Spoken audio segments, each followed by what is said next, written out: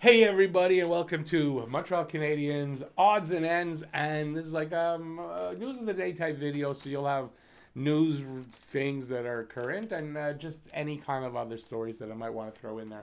That won't really make a full video, so it's like a catch-all for Habs stories. So that's what we got. So this has really been a hard one to film because technical issues, me making mistakes. I'm on like take number 30, it feels like anyway. So hopefully, I'm filming this on Friday, but hopefully it won't be Saturday by the time I'm done. So let's get right into the first story. First story is legendary Willie O'Ree of the Boston Bruins, that's where he played, turned 85 on Thursday. This is Friday, like I said, that I'm filming on. Hopefully it won't turn to Saturday. October 15th, Willie O'Ree turned 85. Now, Willie O'Ree was the first black player to play in the NHL. That's what makes him legendary. Because imagine, we all know about Jackie Robinson. Imagine the stuff this guy had to put up with and survived through it. Never, just survived through it. So in 1957-58, he had his first call up. He played 2 games, didn't get any points. And then in 1960-61, he was called up again, played 43 games for the Bruins, 4 goals, 10 assists, 14 points.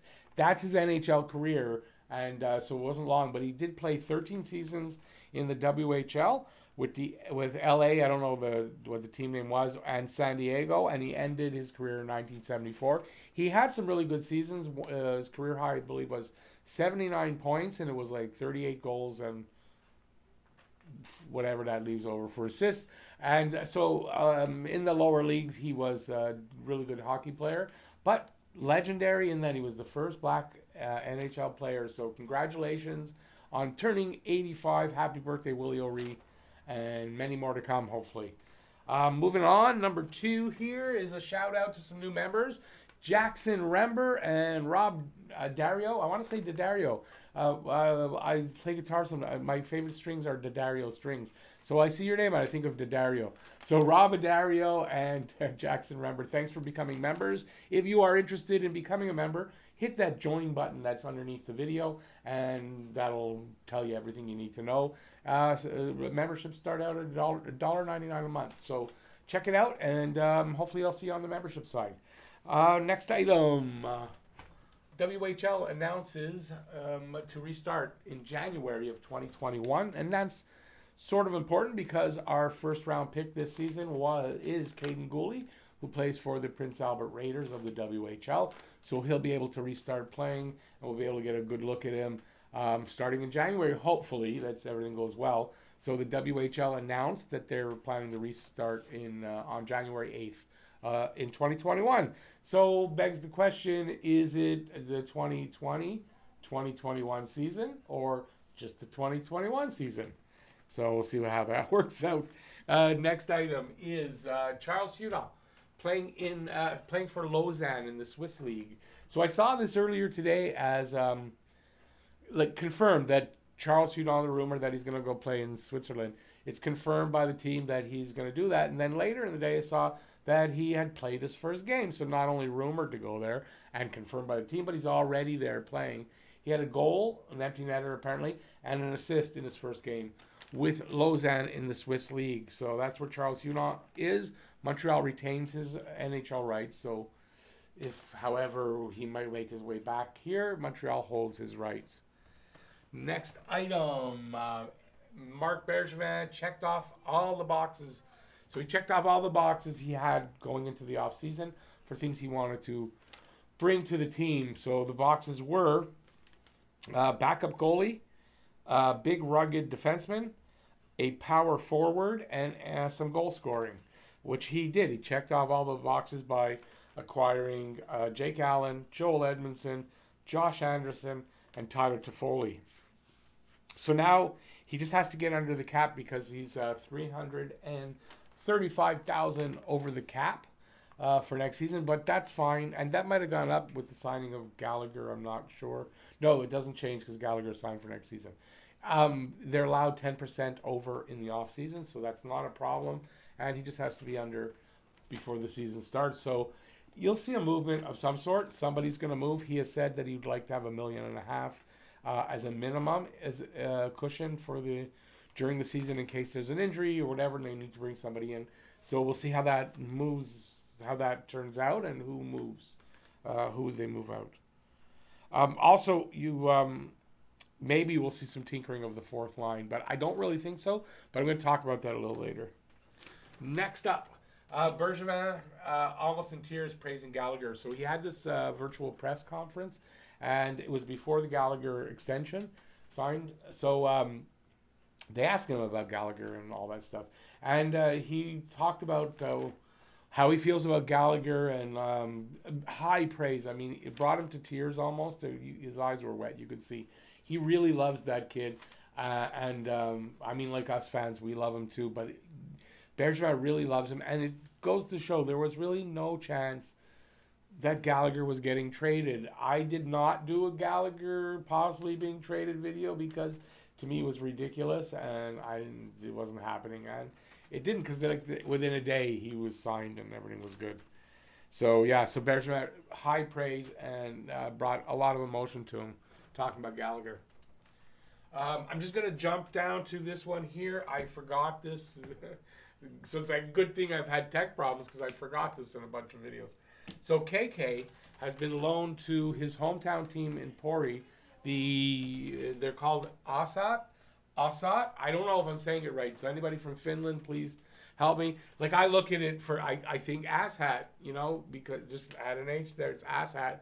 I know that's not how it's pronounced, and I'm not making fun of it. But so I put the accent, whatever these are, and I know it's Assat, something like that. So if you want to correct me, I'd appreciate that. So he's been loaned there, and it's a good thing because he'll be playing.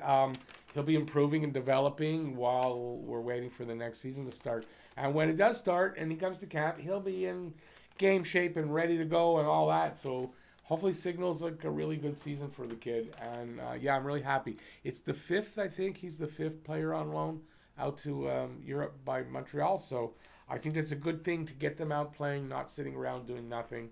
When they're normally playing, this is a normal time for them to be playing and to be starting a season. So this is good. We'll keep up tabs on him and see how he's doing over there. Next up is Marc Bergevin playing hardball with Phil Danault. So in describing how Bergevin, in describing how he feels about, at the time he was talking about it, the soon-to-be newly extended Brendan Gallagher, Bergevin was emotional and brought almost to tears in his description of Gally. But surprisingly, it wasn't really even close to that when he was asked about Danault. He got kind of businesslike, and he seems to be signaling a wait and see next year attitude. And he did say that. We'll wait and see how it goes next year.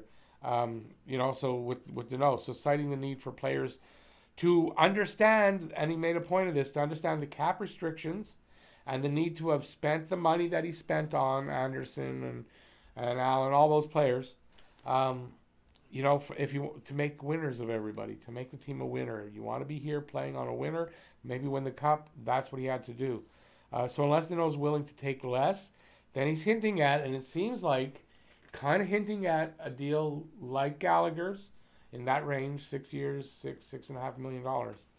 Unless he's willing to take less than that, I don't know. He might be heading out of town before his contract expires after next season. So, I kind of think, he's got to be looking at probably 5 years, maybe the 6 years, but 5 years, 5.25 million. I think that's what I'm probably looking at.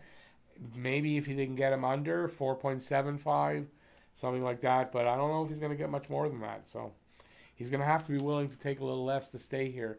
And he did make a point that, do you want to be here making a little bit less, but on a winning team that has a shot to win the cup every year and maybe will win the cup, or go to a team that's paying you $1 million more, but you don't really have a shot to win the cup, to be a champion. So, it's kind of like drawing a line in the sand and saying, which one do you want?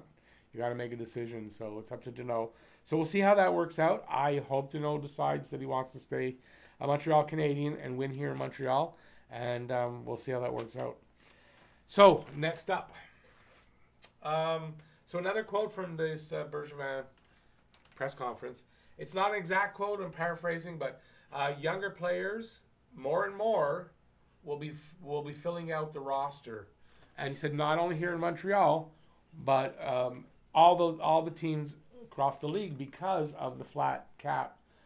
We don't know when it's going to go up, and you have to be really careful with your cap, and you're going to be paying your, your guys that have been here for a while, experienced, your veterans, whatever. So it leaves limited money to fill out the bottom. You're going to see a lot of younger players come in because they're cheap, and they're going to be playing. So I said I was going to talk about this because there's a rumor out there about Matt Martin maybe signing for I think like 2 years, $2 million, so $1 million AAV. I don't know. I think that kind of talk signals to me that a guy like Jake Evans is going to stay playing the fourth line center, and maybe Cale Fleury on the third pairing defense.